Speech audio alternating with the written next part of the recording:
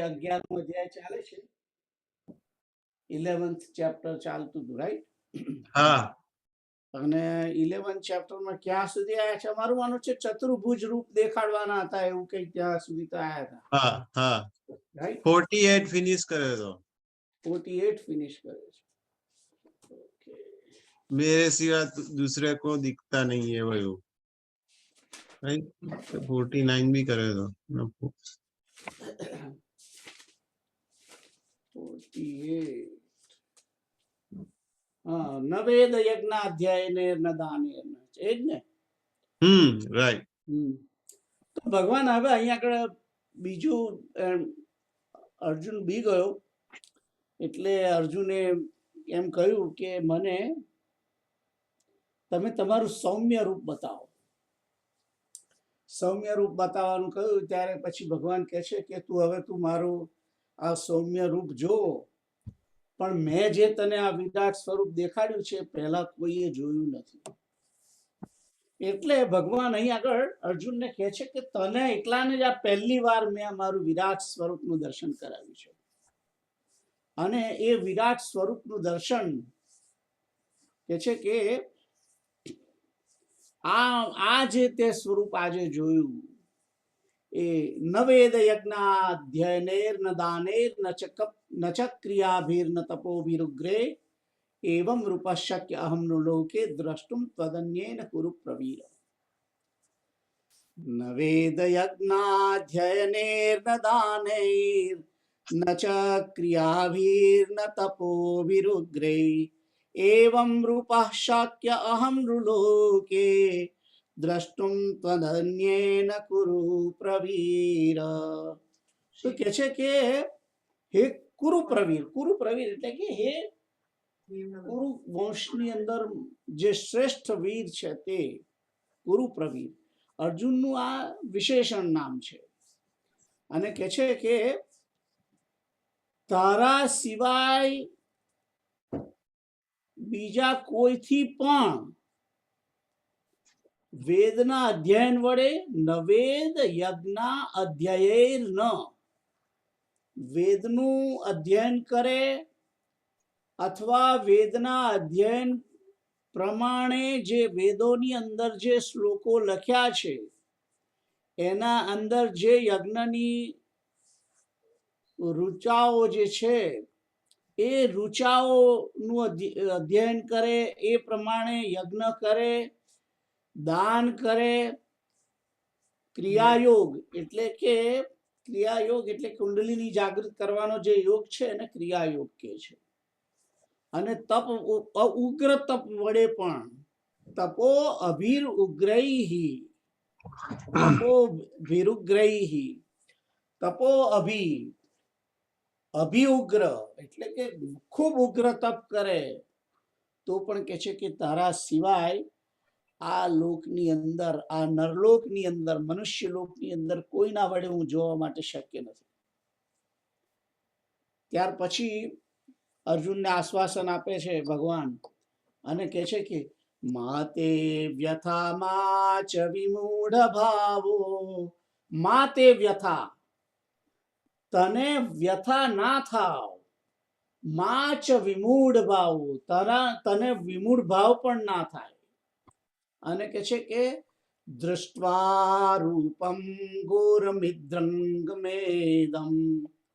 મમ ઇદમ દ્રષ્ટ્વા રૂપમ ઘોરમ ઇદક મમ ઇદમ. કે છે કે મારું આ રૂપ જોઈ અને કે છે વિકરાળ ઘોર રૂપ જોઈ અને તને વ્યાકુળતા ના થાય, તને મૂઢ ભાવ ના થાય, વિમૂઢ ભાવ ના થાય. અને કે છે કે અને તું હવે કે છે કે વ્યપેત બી એટલે કે ભય રહિત થા અને પ્રીત મના, પ્રીતિયુક્ત વાળો થઈ અને મારું આ જે બીજું રૂપ છે પુનસ્તવમ તદેવ મે રૂપમિદમ પ્રપશ્ય. કે છે કે હવે તું મારું આ રૂપ જો, એનાથી તને પ્રીતિ થશે, એનાથી તારે બીવવાનું નહીં થાય, તું ભય રહિત થઈ જઈશ. એટલે તું આ મારું બીજું રૂપ જો. હવે બીજા રૂપમાં ભગવાન એમ કહેતા નથી કે તું ચતુર્ભુજ રૂપ જો. ચતુર્ભુજ રૂપની માગણી અર્જુને આગળના શ્લોકોમાં કરી છે, પણ ભગવાન કહેતા નથી કે આ ચતુર્ભુજ રૂપ છે. એટલે હું ને તમે ચોક્કસ રૂપે એવું ના કહી શકીએ કે આ ચતુર્ભુજ રૂપ છે. જો એને માગણી કરી હતી, ક્યાં આગળ માગણી કરી હતી, હું તમને કહું કયા રૂપમાં છે. 46મા શ્લોકમાં કહ્યું હતું કે હું તમને મુકુટ ધારણ કરેલા, ગદા ચક્ર હાથમાં લીધેલા હોય એવા હે સહસ્ત્ર બાહુ, તમે તે જ ચતુર્ભુજ રૂપેથી તેન એવ ચતુર્ભુજ રૂપેણ ભવ, એવું કહ્યું છે. તેન એવ રૂપેણ ચતુર્ભુજેન ભવ. સહસ્રબાહુ અને વિશ્વમૂર્તિ તો એમનું ઉપનામ છે, એ નામ છે ભગવાન. વિશ્વમૂર્તિ, સહસ્રબાહુ એ એમનું નામ છે. પણ કે છે કે તમે ચતુર્ભુજ વાળા થાઓ, એવું માગણી કરી છે. અને એટલે ભગવાન માગણી અર્જુને માગણી કરી છે, એટલે એ તો એના પ્રમાણે થયા જ હશે. કારણ કે અર્જુન એવું કહેતો નથી, અર્જુને કહ્યું નથી અને ભગવાને પણ નથી કહ્યું કે હું આ ચતુર્ભુજ વાળું તું સ્વરૂપ જો. પણ આપણે માની લઈએ છીએ કે એ ચતુર્ભુજ વાળું રૂપ હશે, કારણ કે અર્જુને એ રૂપની માગણી કરી હતી. આગળનો શ્લોક જોઈએ. કેતું તમે વાંચો. 49 50 હા 49 વાંચવાનું તો એમ. રાઈટ ઓકે, ચાલો તો એ વાંચો. આપણે 48 હમણાં કર્યું ને, રાઈટ. ઓકે, 49 વાંચો. હા.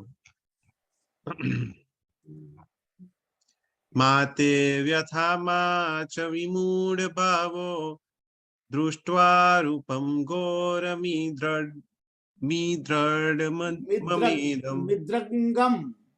મિદ્રંગમ મમેદમ વ્યપેતભિઃ પ્રીતમનાઃ પુનસ્ત્વં તદેવ મે રૂપમિદં પ્રપશ્ય. હા, તો આ શ્લોક જે છે એની અંદર ઘણી સંધિ છે. માતે વ્યથામાં ચ વિમૂઢ ભાવઃ. ભાવો છે પણ હું ભાવઃ બોલું છું, એ સરખું જ છે. દૃષ્ટ્વા રૂપમ ઘોરમિદ્રક મમ ઇદમ બે શબ્દ છે. ઇદ્રક ઘોરમ, ઇદ્રક મમ ઇદમ, એમ ત્રણ શબ્દ છે. ઘોરમ ઇદ્રક મમ ઇદમ, ઘોરમ ઇદ્રક મમેદમ, મમ ઇદમ મમેદમ, રાઈટ. ઘોરમ ઇદ્રક મમેદમ વ્યપેત ભી પ્રીતમનાઃ પુનસ્ત્વમ, વ્યપેત ભીઃ પ્રીતમનાઃ પુનઃત્વમ તત એવ મે રૂપમ ઇદમ પ્રપશ્ય. તો આ સંધિ છૂટી પાડીને આ રીતે બોલાય છે. માતે વ્યથા એટલે કે પહેલું તો આ ઇદ્રક જે છે, ઇદ્રક નો અર્થ થાય છે આવા પ્રકારના, આ પ્રમાણેના. ઇદ્રક ક બોલે છે પણ ઇદ્રક છે નહીં. ક છે પણ કનો ગ થયો છે. કનો ગ થયો છે. ક અને મમ બે ભેગું થયું છે, ઇદ્રક મમ. ક અડધો છે, આખો નથી. ઇદ્રક એટલે કે આ પ્રકારના. કે છે કે મમ ઇદમ, આ પ્રકાર, આવા પ્રકારના મારા આ ઘોરમ રૂપમ, આવા પ્રકારના મારા આ વિકરાળ એટલે કે ઘોર રૂપમ દૃષ્ટવા, એને જોઈને. બીજી લીટી મેં પહેલી લીધી છે અને કે છે કે તે વ્યથામાં, માતે વ્યથા છે એમાં, તે વ્યથામાં એટલે કે તેનાથી તને વ્યથા ના થાય. અને કે છે મા ચ વિમૂઢ ભાવો, ચ વિમૂઢ ભાવમાં, ચ એટલે કે અને, વિમૂઢ ભાવ માં એટલે કે ના થાવ. અને પછી જે ચોથી લીટી છે વ્યપેત ભી, વ્યપેત ભી, ભી એટલે ભય, અને વ્યપેત એટલે કે જતો રહ્યો છે તેવો, ભય રહિત એમ. વ્યપેત ભી પ્રીત મના, પ્રીતિ વાળા મન વાળો, મનાહા, મનાહ એટલે કે મન, અને પ્રીતિ, અને મનની અંદર પ્રીતિ વાળા મન વાળો, તું કે છે કે પુનઃ સ્ત્વમ, ફરીથી તું. અને પછી કે છે કે તત એવ મે રૂપમ ઇદમ પ્રપશ્ય, કે છે કે તે જ આ મારા રૂપને તું ફરીથી જો, આ મારા રૂપને ફરીથી જો. ફરીથી જો એવું કહ્યું છે, એનો અર્થ શું થાય કે એ સ્વરૂપ એને ભગવાને એને પહેલા બતાવ્યું છે. એટલે કયું બતાવ્યું છે? પહેલાનું સ્વરૂપ કયું? ચતુર્ભુજ. ના, ચતુર્ભુજ રૂપ કેવી એને બતાવ્યું છે? પહેલા બતાવ્યું ત્યારથી જ વિરાટ સ્વરૂપ બતાવ્યું છે. રાઈટ. વિરાટ સ્વરૂપ બતાવ્યું છે ને. હા, એટલે અર્જુને કહ્યું તું ચતુર્ભુજ, પણ ભગવાને નતું કહ્યું. હા, રાઈટ. એટલે મારો તમને એ તમને કહેવાનો અર્થ છે કે અહીં ટ્રાન્સલેશનની અંદર જે ચતુર્ભુજ શબ્દ મૂક્યો છે તે જે તે ટ્રાન્સલેશન કરનારનો પોતાનો મત છે. ભગવાને કહ્યું નથી એને. ભગવાને કહ્યું છે પુનઃત્વમ, ફરીથી તું જો. ફરીથી જો એટલે પહેલા બતાવ્યું હશે તો જ જોતો હશે ને ફરી. પણ શબ્દ ચતુર્ભુજ નો મતલબ તો 4 ભુજા વાળો એવો થાય ને. હા, એટલે પણ અર્જુન ને આગલા શ્લોકમાં 46 માં જે ચતુર્ભુજ અર્જુને મારો કહેવાનો મતલબ એમ છે કે અર્જુને તો માગણી કરી 46મા શ્લોકમાં કે મને ચતુર્ભુજ વાળું તમારું ગદા અને ચક્ર વાળું સ્વરૂપ બતાવો. પણ ભગવાન અહીં કહે છે કે તું ફરીથી આ રૂપને જો. ફરીથી જો એટલે એવું બી બને કે ભગવાને ચતુર્ભુજ રૂપ પહેલા બતાવ્યું હશે કોઈ સમય, એ બી શક્યતા છે. અથવા નહીતર યોગેશ કાકા અર્જુન ને કેમ નહીં ખબર કે ચતુર્ભુજ રૂપ ભગવાન નું છે? નારાયણ નું સ્વરૂપ એટલે હવે ભગવાન સમજે છે, ખબર પડી ગઈ કે નારાયણ જ ભગવાન છે. એટલે ના, એને એટલી તો ખબર છે ને કે આપણા સનાતન ધર્મના મુખ્ય કોણ, કયા દેવ છે? નારાયણ છે. બ્રહ્માના પિતા પણ તમે છો એવું કહ્યું છે આગળ જુઓ. એટલે નારાયણ નું સ્વરૂપ જોવા એટલે નારાયણ નું સ્વરૂપ જે છે એ તો ચતુર્ભુજ છે. એ તો બધાને ખબર છે, તમને ખબર છે, કેતુલને ખબર છે, રાઈટ? એટલે અર્જુને માગણી કરી છે ચતુર્ભુજની, પણ ભગવાન અહીં કહે છે કે તું ફરીથી આ રૂપ જો. ફરીથી આ રૂપ જો એટલે એવું બી બની શકે કે ઓરિજિનલ 2 હાથ વાળા પણ કૃષ્ણ નું સ્વરૂપ બતાવ્યું હોઈ શકે. અથવા તો એ પણ બની શકે કે આ યુદ્ધ પહેલા કોઈ વખતે એમણે ચતુર્ભુજ રૂપ દેખાડ્યું પણ હોય અર્જુનને કોઈ સમયે, અને એનો સંદર્ભ કરીને કદાચ કહેતા હોય. કદાચ એવું શક્ય બને કે કોઈ જગ્યાએ અર્જુનને ભગવાને 4 ભુજા વાળું સ્વરૂપ બતાવ્યું હશે પહેલા કોઈ વખત. તો આવું બને તો અર્જુન એમ કે આપણે એમ વિચારીએ કે આ અહીંયા આગળ જે ટ્રાન્સલેશન કર્યું છે કે તું ફરીથી ચતુર્ભુજ રૂપને જો, શંખ ચક્ર ગદા પદ્મ યુક્ત, જે હિન્દીમાં અહીં લખ્યું છે ટ્રાન્સલેશન, એ અહીં એ શ્લોકની અંદર લખ્યું નથી. ખ્યાલ આવે છે તમને?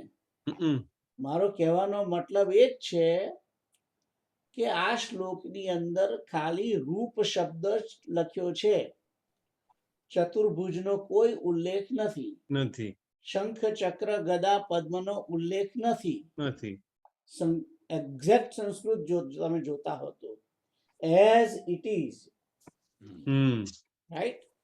હા તો એટલે બતાવ તું આ જો એવું કહ્યું છે, અને પછી જો કહ્યું એટલે હવે બતાવે છે.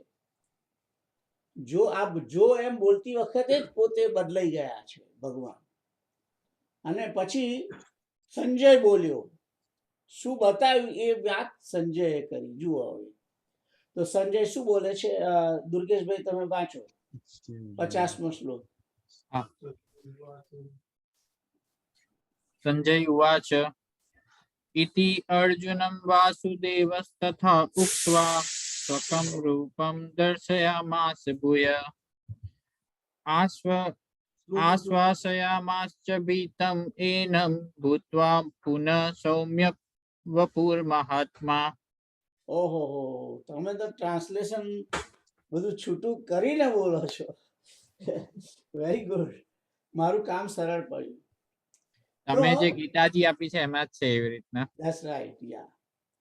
તો સંજય ઉવાચ ઇત્યર્જુનમ વાસુદેવસ્તથોક્ત્વા સ્વકં રૂપં દર્શયામાસ ભૂયઃ આશ્વાસયામાસ ચ ભીતમેनं ભૂત્વા પુનઃ સૌમ્ય વપુર્મહાત્મા. તો અહીં આગળ બે ત્રણ વસ્તુ ધ્યાનમાં રાખવાની છે. અર્જુન એ નામ છે આ શ્લોકની અંદર, વાસુદેવ પણ નામ છે, અને મહાત્મા એ પણ નામ છે. આ ત્રણ તો નામ જ છે આની અંદર, આ શ્લોકમાં, રાઈટ. અને પછી કે છે કે ઇતિ અર્જુનમ, જેમ આ ભાઈ બોલ્યા આપણે બધું સંધિ છૂટી પાડીને, ઇતિ અર્જુનમ વાસુદેવ તથા ઉક્ત્વા સ્વકમ રૂપમ દર્શયામાસ ભૂયઃ આશ્વાસયામાસ ચ ભીતમ એનમ ભૂત્વા પુનઃ સૌમ્ય વપુ મહાત્મા. એ રીતે સૌમ્ય વપુ મહાત્મા. તો અર્થ શું થાય છે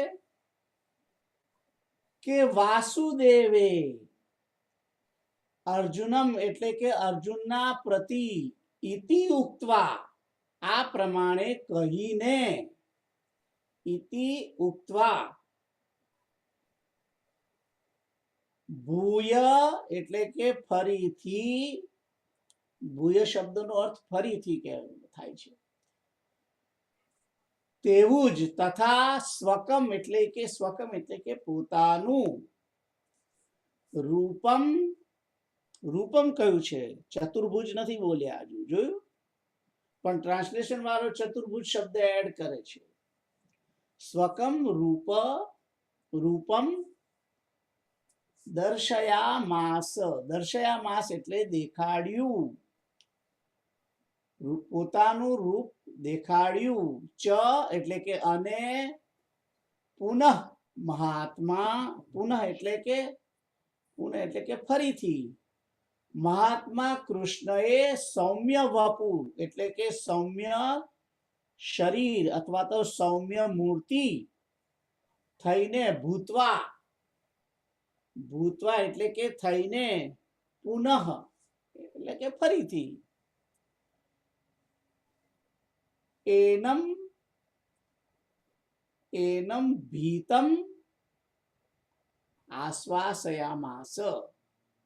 આશ્વાસયામાસ એટલે કે આશ્વાસન આપીને, ભીતમ એટલે કે ભયભીત થયેલા અર્જુનને,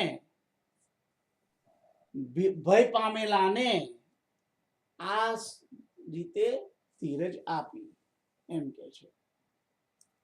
તો અહીં આગળ આ પ્રમાણે વાસુદેવે આ પ્રકારે કહીને ફરીથી પોતાનું રૂપ દેખાડ્યું, અને ફરીથી ભગવાન શ્રી કૃષ્ણ મહાત્મા એટલે કે ભગવાન શ્રી કૃષ્ણ એમ બોલું છું. હું મહાત્માનો અર્થ શ્રી કૃષ્ણ કરું છું. પોતાનું સૌમ્ય રૂપ, સૌમ્ય મૂર્તિ થઈને ભયભીત થયેલા અર્જુનને આશ્વાસન આપ્યું અથવા તો ધીરજ આપી એમ કહેવાય. આશ્વાસન આપ્યું એમ કે છે. આશ્વાસયામાસ એટલે કે આશ્વાસન આપ્યું અથવા તો એને ધીરજ આપી, ધૈર્ય વાળો કર્યો એમ કહી શકાય, અથવા તો એને સ્વસ્થ કર્યો એમ કે એવું કે છે. રાઈટ? તો ખ્યાલ આવ્યો શું કહ્યું આ શ્લોકની અંદર? આ પ્રમાણે વાસુદેવે અર્જુન પ્રતિ કહીને પોતાનું રૂપ ફરીથી બતાવ્યું. દર્શયા માસ એટલે દેખાડ્યું, ભૂય એટલે ફરીથી. અને પછી કે છે કે ભય પામેલાને આશ્વાસન આપવા માટે ફરીથી મહાત્મા કૃષ્ણ સૌમ્ય રૂપના થયા એમ કહી શકાય. ખ્યાલ આવ્યો? ભૂતવા પુનઃ સૌમ્ય વકુર મહાત્મા એટલે કે મહાત્મા શ્રી કૃષ્ણ ફરીથી સૌમ્ય વપુના, સૌમ્ય શરીર વાળા ભૂતવા એટલે થયા. શા માટે થયા? આશ્વાસયામાન માસ ચ ભીત મેનમ, ભય પામેલા અર્જુનને આશ્વાસન આપવા માટે એમ કહેવાય. રાઈટ? તો આ રીતે 50મો શ્લોક છે. કોઈને ક્વેશ્ચન છે?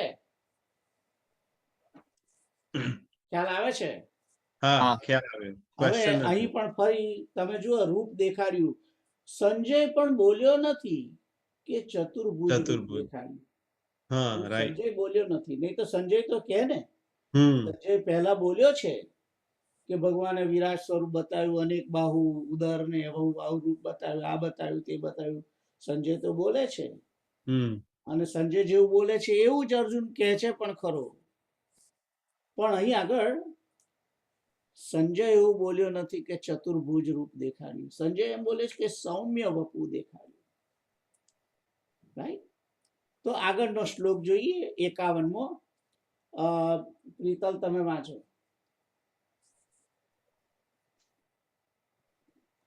તમારું પેલું હા બંધ છે. યા અર્જુન વાચ દૃષ્ટા ઇદં માનુષં રૂપં તવ સૌમ્યં જનાર્દન ઇદાનીમસ્મિ સંવૃત્તઃ સચેતઃ પ્રકૃતિમ ગતઃ. હા, બરાબર. તો અર્જુન વાચ દ્રષ્ટ્વૈદં માનુષં રૂપમ તવ સૌમ્યમ જનાર્દન ઇદાનીમસ્મિ સંવૃત્તઃ સચેતઃ પ્રકૃતિમ ગતઃ. તો દ્રષ્ટ્વૈદં માનુષં રૂપમ, ત્યાં અટકવાનું 8મું અક્ષરે. તવ સૌમ્યમ જનાર્દન ઇદાનીમસ્મિ સંવૃત્તઃ, ત્યાં અટકવાનું, અને સચેતા પ્રકૃતિમ ગતઃ. તો દૃષ્ટ્વૈદમ, દૃષ્ટ્વેદમ એટલે કે જોઈને. કયું રૂપ કહ્યું છે? અર્જુન બોલ્યો માનુષમ રૂપમ, કે છે કે આ મનુષ્ય રૂપને જોઈને. હવે મનુષ્યને 4 હાથ હોય છે.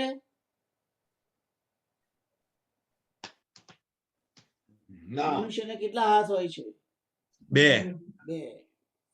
એટલે સમજવાનું કે આ ચતુર્ભુજ રૂપ નો હમ ખ્યાલ આવ્યો?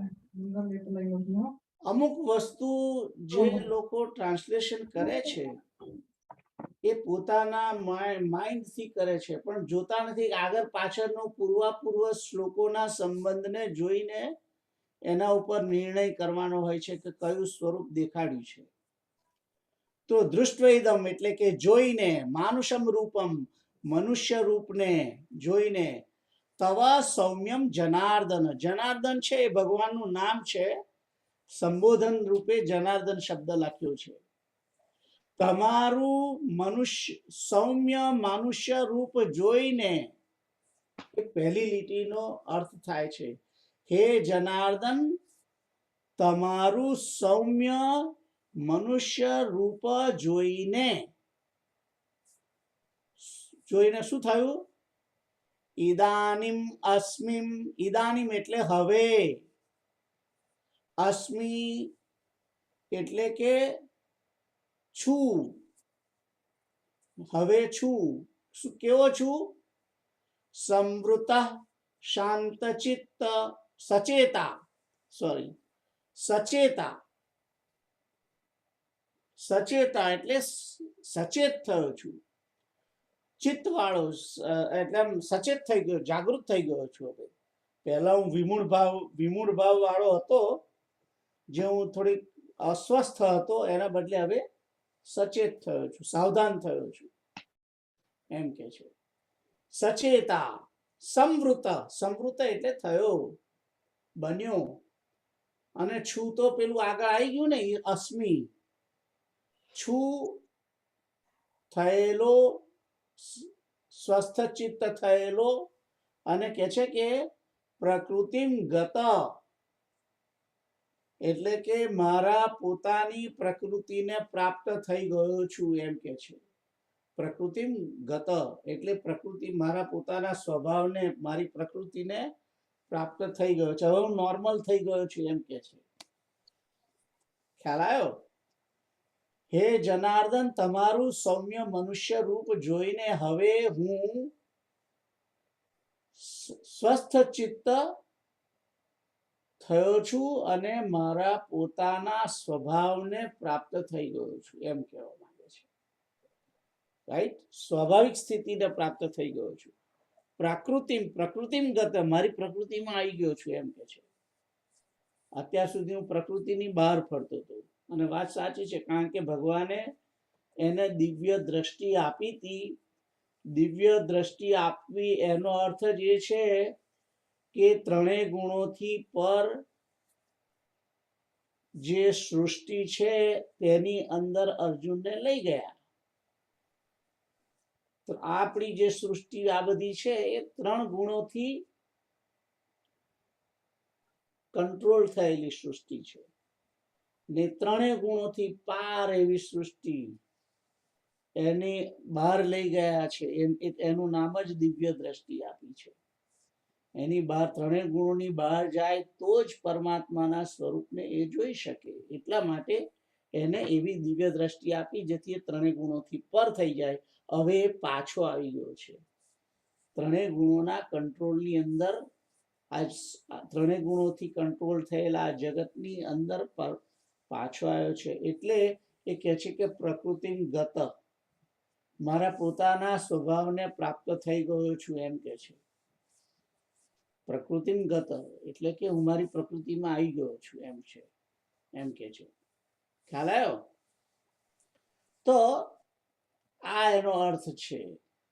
અને આગળ જોઈએ ભગવાન શું બોલે છે, શું કહે છે. હવે અર્જુને ડિક્લેર કરી દીધું કે હું શાંત ચિત્ત સચેત થઈ ગયો છું અને મારે જેવો હતો એવો નોર્મલ થયો છું, સ્વસ્થ ચિત્ત થયો છું.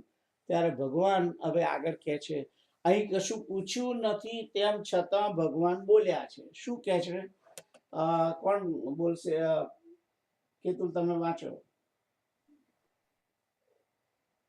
કીટ અંકલ શાંત ભાવમાં બેઠા છે, એમ ને? એમનું મુખ બતાવતા નથી.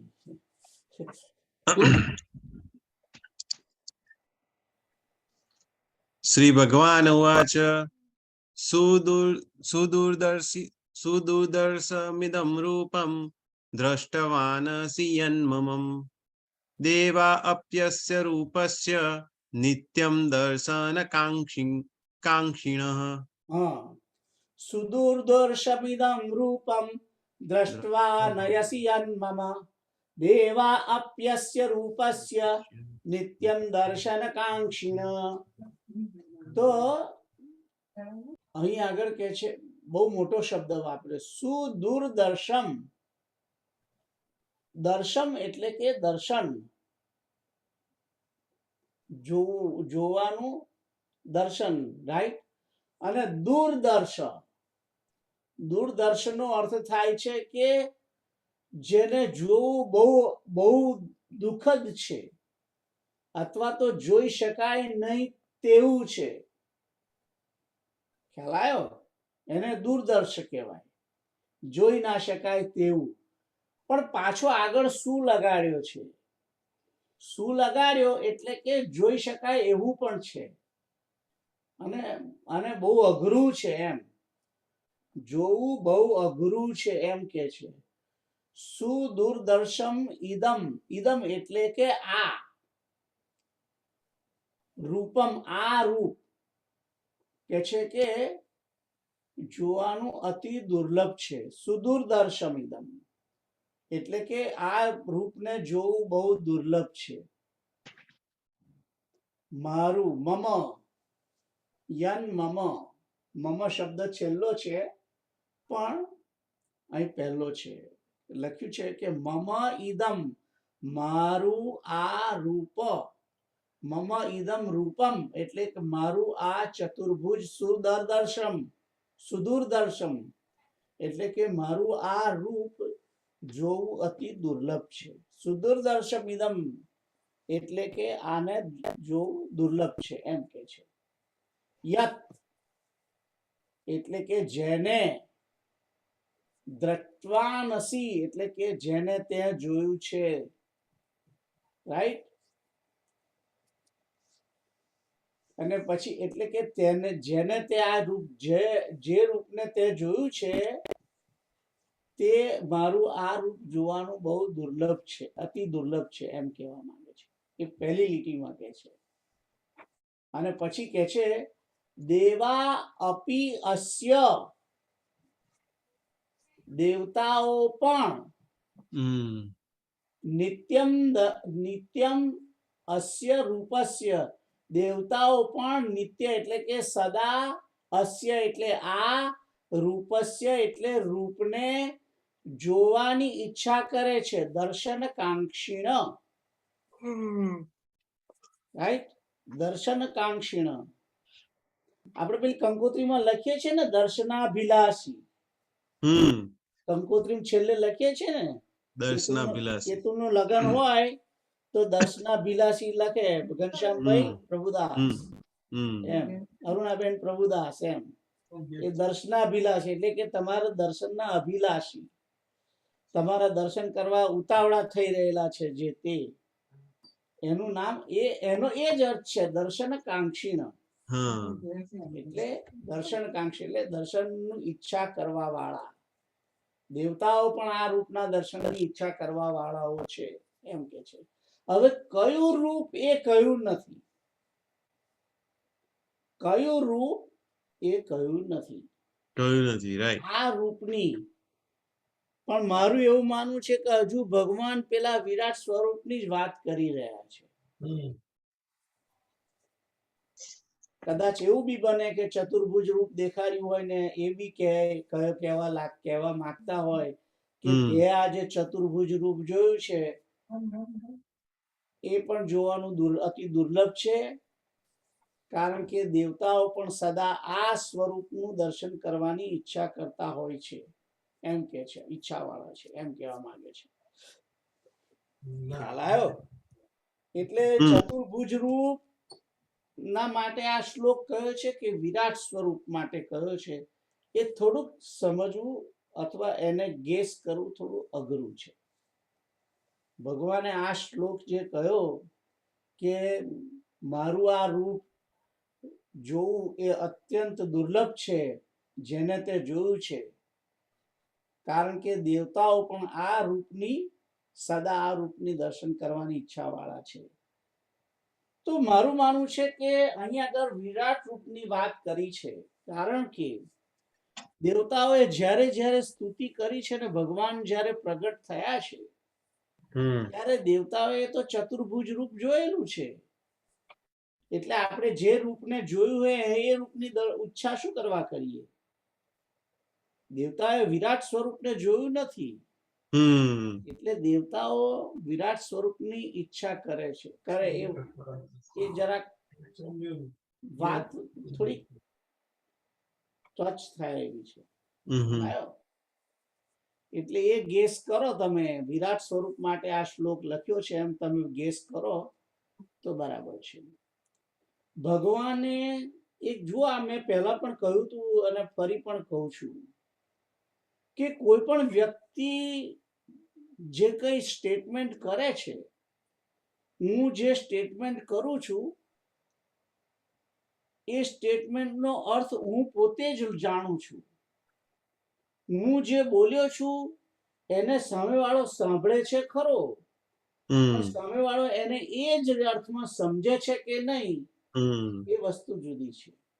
સાચો ભાવ એ સામેવાળા ના ખાવો પડે, ધેટ્સ રાઈટ, એબ્સોલ્યુટલી રાઈટ. અને જે ભાવ સામેવાળો સમજે એ કેનારને ના ખાવો પડે. ના કે ના, સામેવાળો સમજ્યો ના હોય કે સમજ્યો હોય, એ પેલો પ્રગટ બોલ્યા નહીં એના પ્રતિભાવમાં જવાબ ના આપે તો ખબર ના પડે. ખ્યાલ આવ્યો?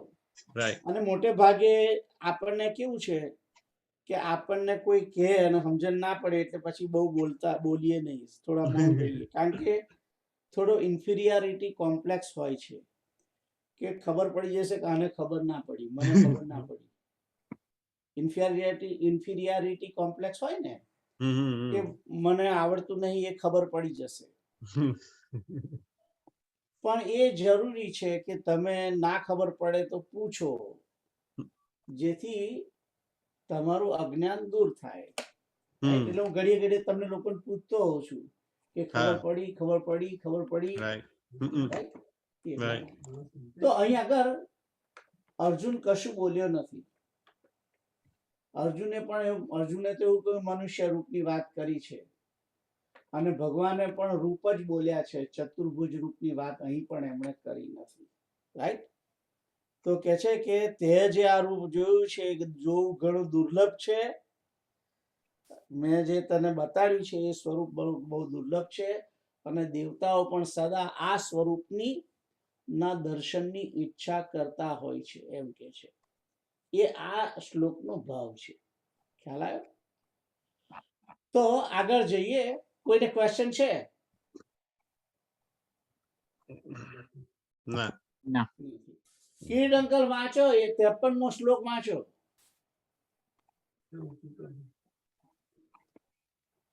મને કે નથી સાંભળતા. જાદુ દુર્ગેશભાઈ તમે વાંચો. હા.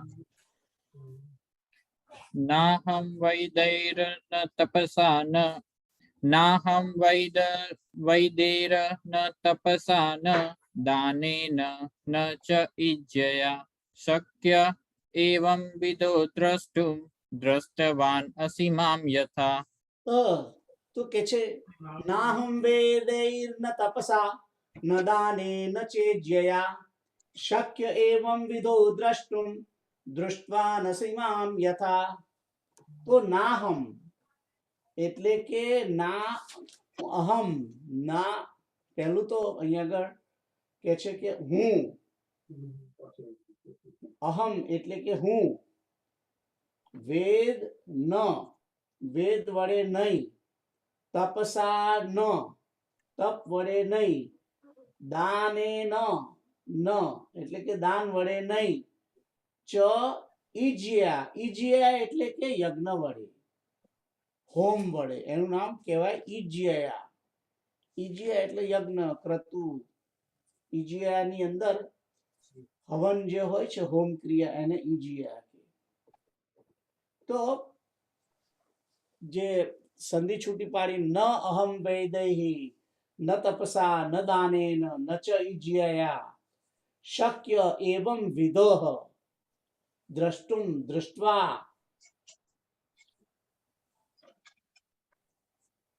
દ્રષ્ટવાન અસી મામ યથાહ. રાઈટ? તો એનો અર્થ એમ થાય છે કે ના વેદ વડે, ના તપસા, ન તપ વડે, ન દાનેન એટલે ન દાનથી, ચ એટલે કે અને, ન ઈજ્યા એટલે અને યજ્ઞથી, એવમ વિધ એટલે કે આ પ્રકારનો અહમ એટલે કે હું, દ્રષ્ટુમ એટલે કે જોઈ શકવાને, શક્ય છું, યથા મામ દ્રષ્ટવાનસી કે હું જોઈ શકવાને શક્ય છું જેવો મને તે જોયો છે એટલે કે દ્રષ્ટવાનસી, એટલે કે આ પ્રકારનો હું જોઈ શકવાને શક્ય છું, જેવો તે મને જોયો છે એ પ્રકારનો જોવો શક્ય આના વડે નથી, એમ કે છે કે ના વેદોથી, ના તપથી, ના દાનથી, રાઈટ?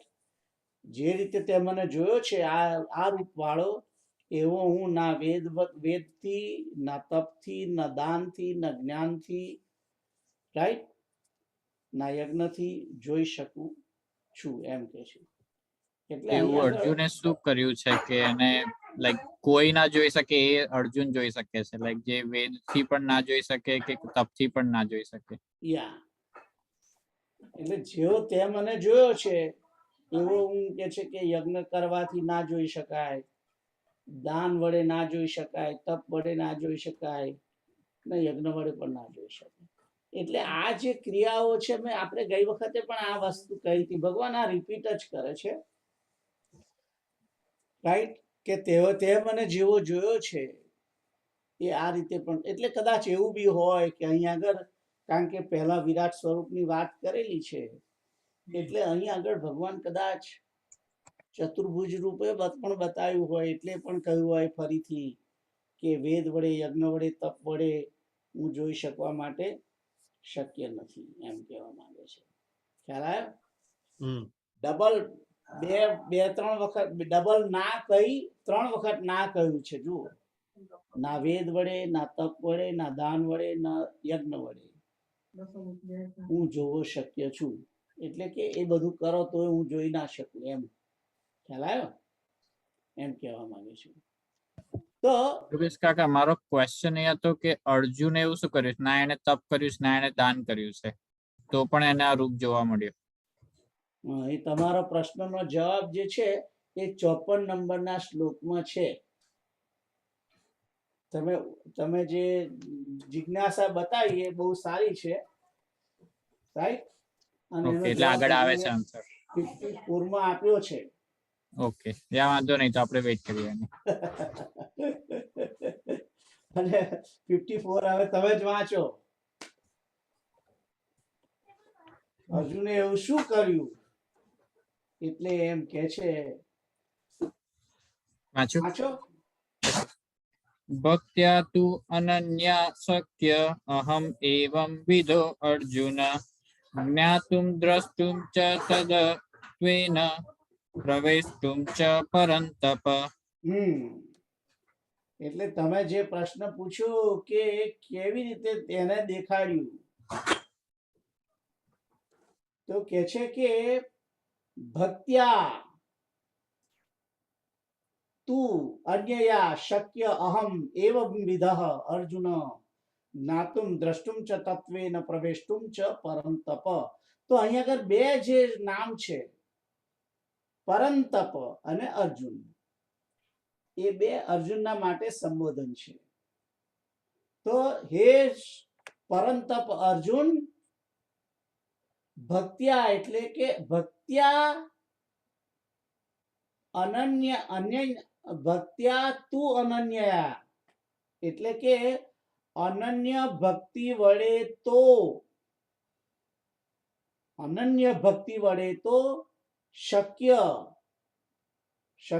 અહમ, શક્ય છું હું, એવમ વિધો એટલે કે આ પ્રકારે. ખ્યાલ આવ્યો? હે પરંતપ, અનન્ય ભક્તિ વડે તો હું શક્ય છું, આ પ્રકારે શું કરવા માટે? દ્રષ્ટુમ જોવા માટે, જ્ઞાતુમ જાણવા માટે, તત્વેન પ્રવેષ્ટુમ અને તત્વથી પ્રવેશ કરવા માટે પણ શક્ય છું.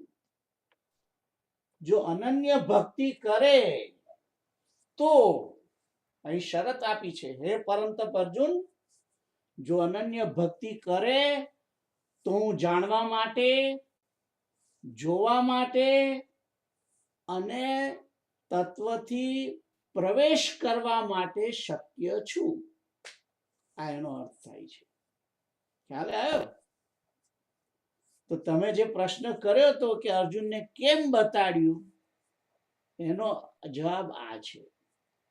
અર્જુનની અનન્ય ભક્તિ છે એટલા માટે, અનન્ય ભક્તિ છે અર્જુનની એટલા માટે, અને અનન્ય ભક્ત છે એના શું કહેવાય, એનું પ્રમાણપત્ર આપેલું છે. ભક્તો સી મે સખા, એ કહ્યું છે ને, તું મારો ભક્ત છે એટલે હું તને બતાડું છું આ સ્વરૂપ. એ કહ્યું છે, કઈ જગ્યાએ કહ્યું છે? જુઓ, 11મા અધ્યાયમાં જ કહ્યું તું.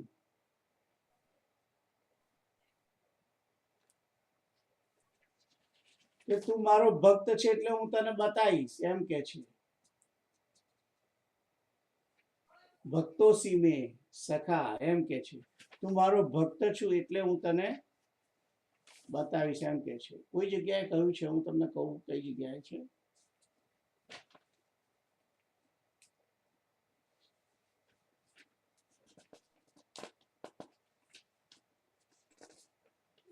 યાદ નથી આવતું. કદાચ 10મામાં કહ્યું હતું.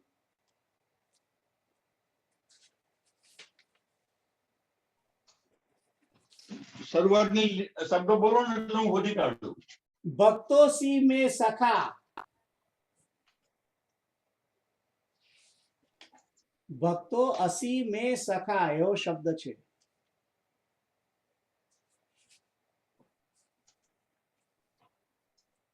ભક્તો અસી સખા મે, તું મારો ભક્ત છું, સખા છું, એમ કે છે. હવે હું તને કહીશ એમ કરીને કહ્યું છે. કઈ જગ્યાએ?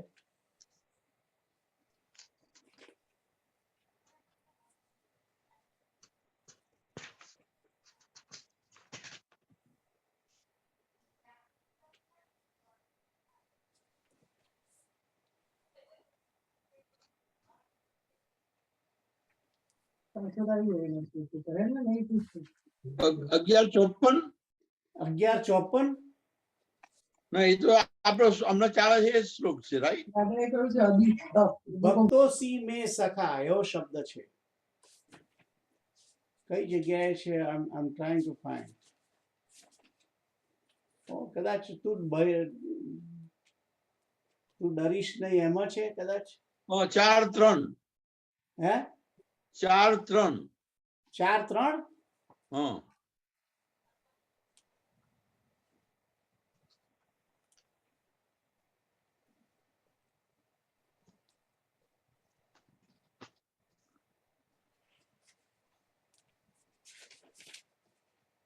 હા, જો વાત સાચી છે, બરાબર. ભક્તો સી મે સખા ચેતી રહસ્યમ ચેત યેતદુત્તમમ, તું મારો વહાલો સખા છું એટલે હું તને કહું છું, એમ કહ્યું છે. જુઓ, એટલે ભગવાને પોતે અર્જુનને ભક્ત તરીકે સ્વીકાર્યો છે. અને જો ત્યાં તો લખ્યું પાછું, સખા પણ કહ્યો છે ને ભક્ત પણ કહ્યો છે, મિત્ર તરીકે પણ ગણ્યો છે, રાઈટ? તો અનન્ય ભક્તિ વડે તો કે છે કે હું આ પ્રકારે જાણવા માટે, જોવા માટે અને તત્વથી પ્રવેશ કરવા માટે શક્ય છું. તો શ્રી કૃષ્ણને જાણવા હોય તો અનન્ય ભક્તિ વડે તમારે એમની સેવા ભજન કરવું પડે, રાઈટ?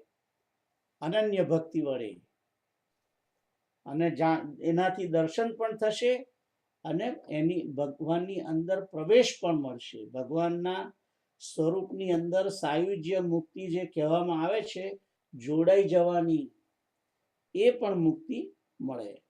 તો અનન્ય ભક્તિ વડે, રાઈટ?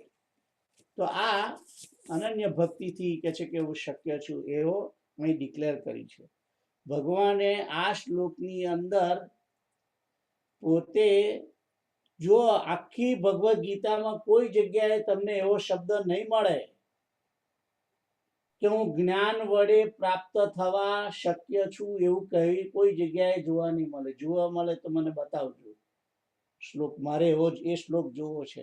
પણ ડેફિનેટલી આઈ એમ 100% શ્યોર કે વૈરાગ્ય વડે હું શક્ય છું જોવા માટે કે જાણવા માટે કે પ્રવેશવા માટે. પ્રવેશવું એટલે કે ભગવાનની અંદર મર્જ થઈ જવું, રાઈટ? તત્વત પ્રવેષ્ટુમ એટલે કે તત્વ એકી ભાવથી પ્રાપ્ત થવા માટે, એટલે કે ભગવાનની જોડે જોડાઈ જવું અથવા મુક્તિ પામવું, સાયુજ્ય મુક્તિ, એની વાત કરેલી છે. તો એ કેવલ અને કેવલ અનન્ય ભક્તિ વડે જ શક્ય છે. આ હું નથી કહેતો, ભગવાન કહે છે. અને જ્ઞાન વડે હું પ્રાપ્ત થઉં છું એવું કોઈ જગ્યાએ લખ્યું નથી. વૈરાગ્ય વડે હું પ્રાપ્ત થઉં છું એવું કોઈ જગ્યાએ લખ્યું નથી.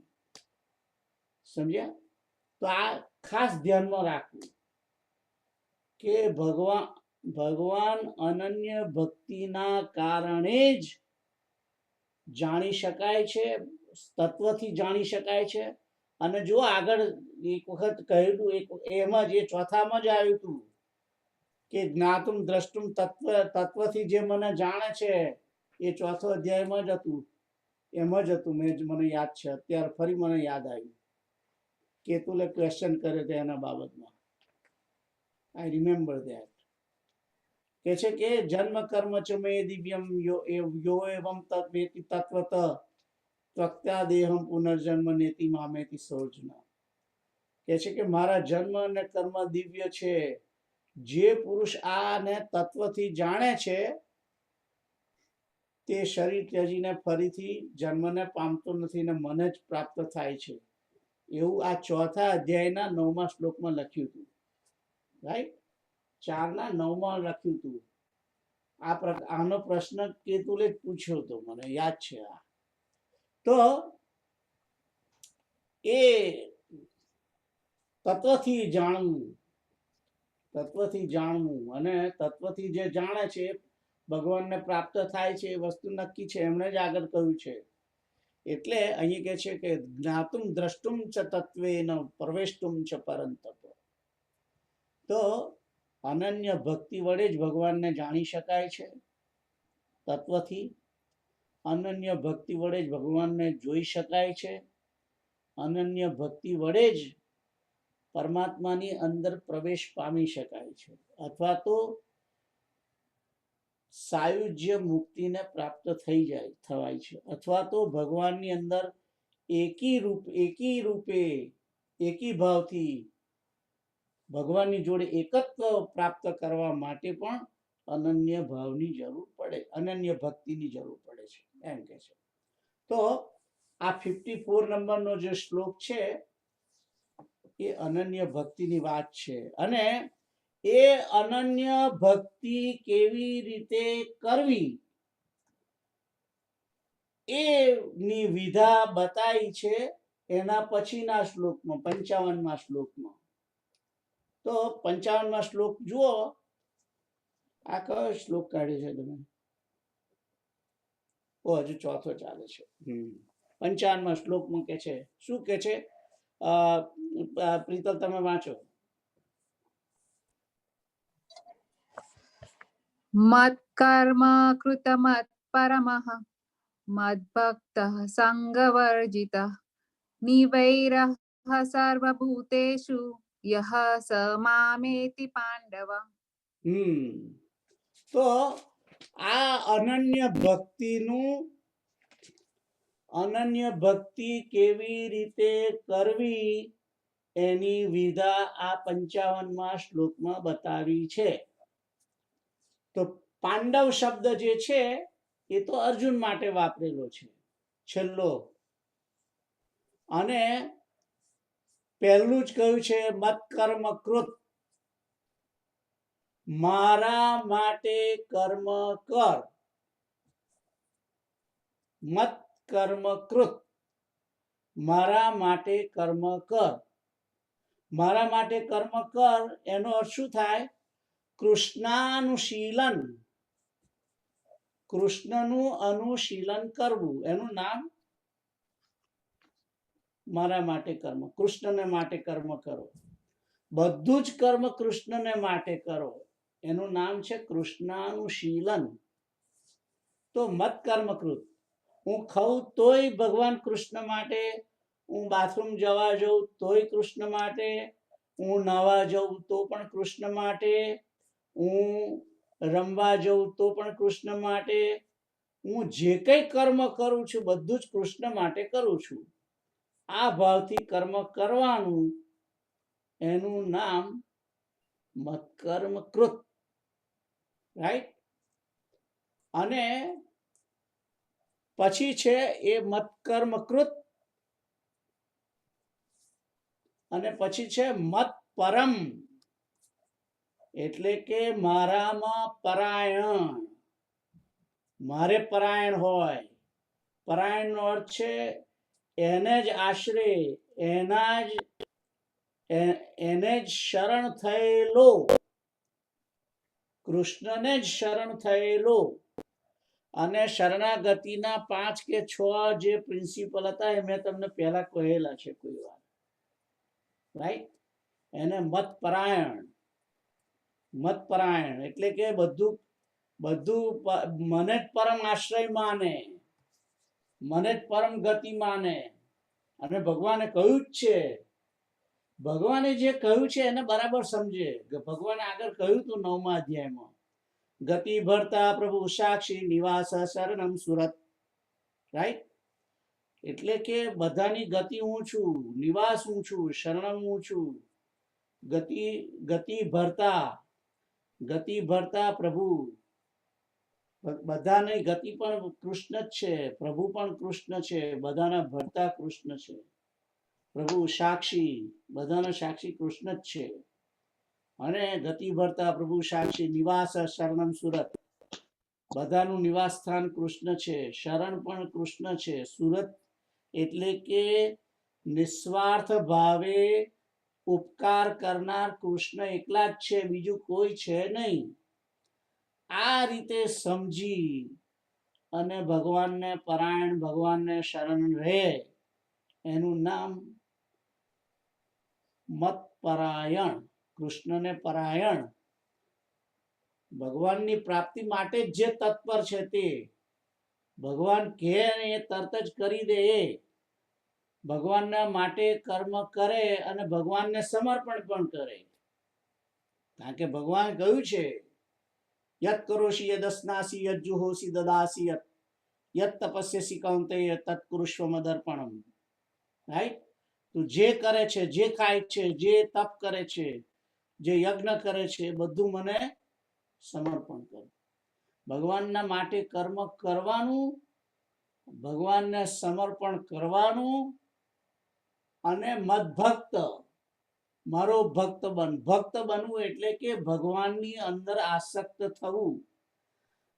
આપણે બધા સંસારની અંદર આસક્ત છીએ, પણ ભગવાનમાં આસક્ત, જેવી સંસાર પ્રત્યે આસક્તિ છે એવી જો ભગવાન પ્રત્યે આસક્તિ થાય એનું નામ ભક્ત.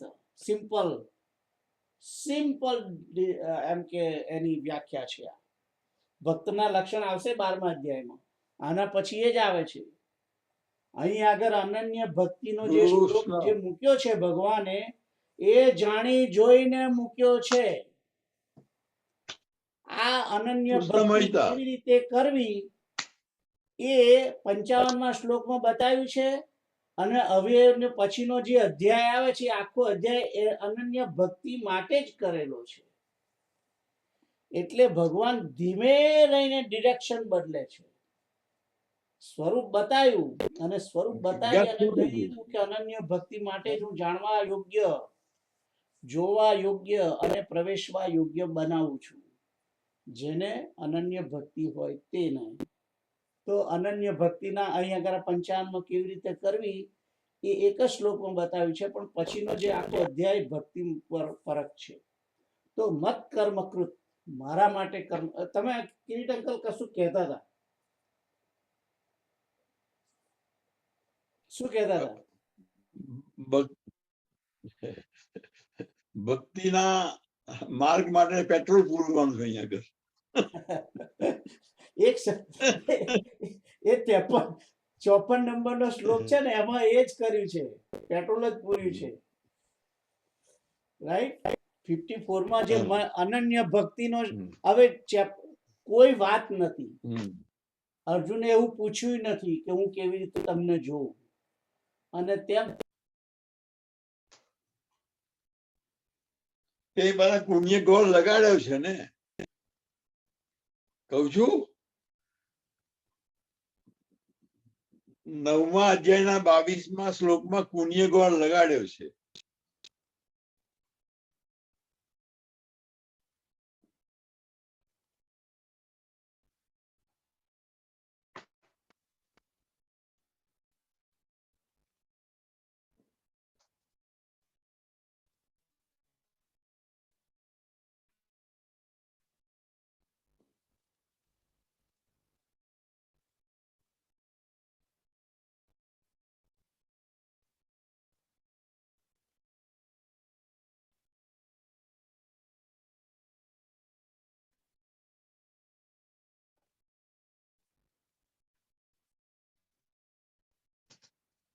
સીતારામ.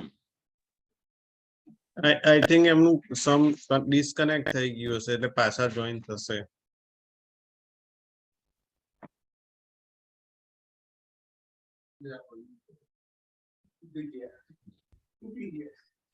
પ્રોફેસર જતા રહ્યા પછી આપણે 5 મિનિટ જ વેઇટ કરવાની હોય.